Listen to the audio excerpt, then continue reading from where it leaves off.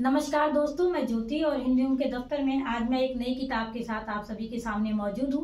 इस किताब का नाम है दरिया बंदर कोट। यह एक कहानी संग्रह है और यह हाल ही में हिंदी से प्रकाशित हुआ है। इस किताब की लेखिका है उपासना जी, जो आज हमसे बातचीत के लिए जुड़ी हुई हैं। तो बहुत बहुत स्वागत है मैम हमसे जुड़ने के लिए आज। और ये किताब का शीर्षक जो है वो बहुत ही अनोखा है अपने आप में, दरिया बंदर कोट। तो यह शीर्षक आपके दिमाग में कब आया और इसके पीछे की कहानी क्या है? एक्चुअली पिछला जो मेरा संग्रह था तो उसकी जो शीर्षक कहानी थी वो उसकी पहली कहानी थी उस संग्रह की। लेकिन ये जो शीर्षक है संग्रह का, दरिया बंदर कोट, इस शीर्षक से एक भी कहानी नहीं है इस संग्रह में। जी ये मैंने अलग से रखा है इसका शीर्षक। इसके पीछे एक तो इसे नॉस्टैल्जिया कह दीजिए मेरा, कि बचपन में हम लोग एक गेम खेला करते थे, प्राइमरी की बात है वो। तो वो जस्ट ऐसा होता था कि एक खाने में जब एक लड़का है तो बच्चा है, तो दूसरे खाने में दूसरा बच्चा है, और एक खाने से बच्चा दूसरे खाने में जाने के लिए उसे बहुत स्ट्रगल करना पड़ता है, और वो स्ट्रगल ही उस खेल का मूल थ्रिल था।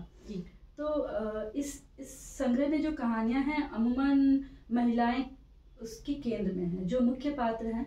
मुझे लगता है 4 या 5 कहानियां ऐसी हैं जिनमें महिलाएं मुख्य पात्र हैं। और मुझे लगता है कि जो उनका जीवन है, मेरा जो अब तक का अनुभव रहा है महिलाओं को लेकर, या जो मैंने देखा है अपने आसपास, तो उनके साथ भी ऐसा ही है। उनका भी जो स्ट्रगल है वो एक खाने से दूसरे खाने जाने के बीच का है। तो ये सोचते हुए मैंने इसका नाम यही रखा। भारतीय ज्ञानपीठ का नवलेखन पुरस्कार 2014 से आपको नवाजा जा चुका है।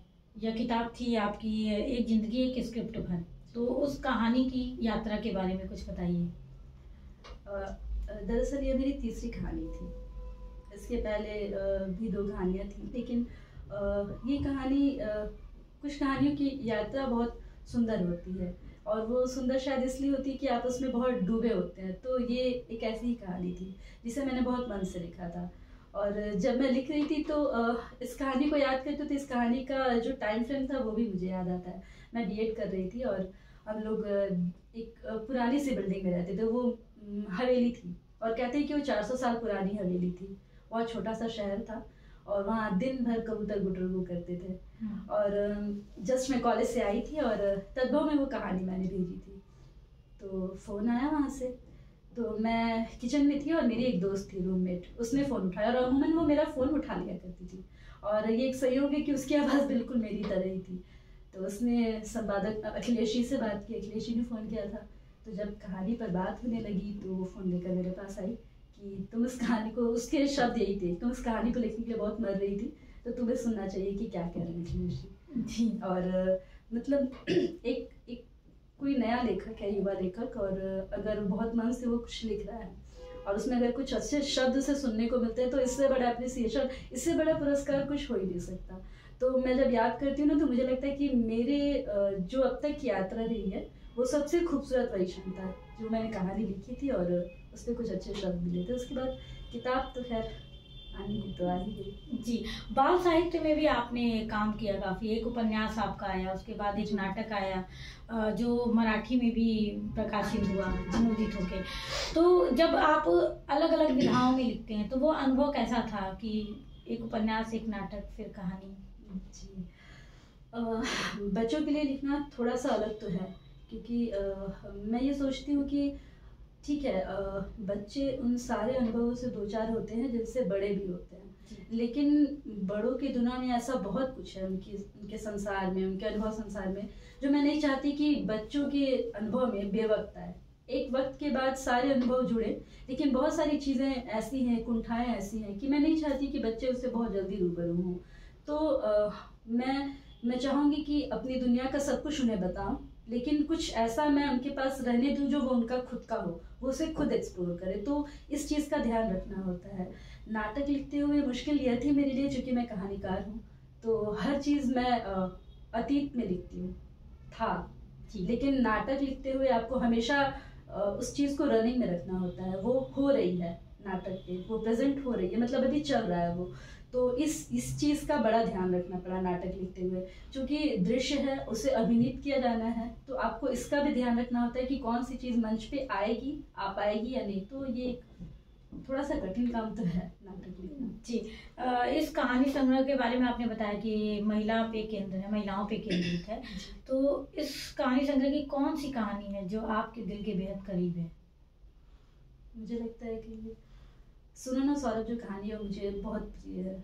वो कहानी इसलिए प्रिय है कि उसके केंद्र में जो बच्चा है वो बच्चा, और वो इतना प्यारा बच्चा था वो कि जब मैं उस अनुभव से गुजर रही थी उस बच्चे के साथ, तो उसे जब मैं बाद में लिखने लगी तो मुझे लगा कि कितना कुछ था जो मैं बिल्कुल नहीं जानती थी, उस बच्चे ने मुझे सिखाया।